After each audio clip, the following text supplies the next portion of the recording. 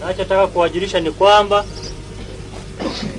kila mmoja ajue wazi kwamba jeshi letu hili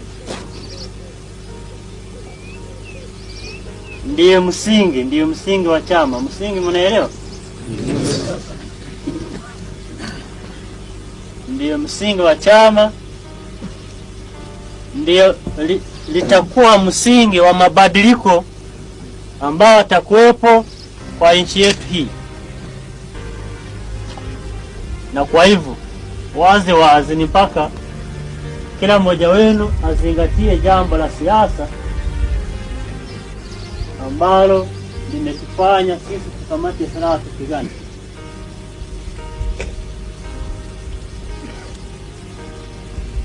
Na kwa hivyo maana yake ni mpaka sisi vitendo vyetu, mawazo yetu lazima kila wakati vitutofautishe na wale ambao tunapigana nao. Kweli? Ndio.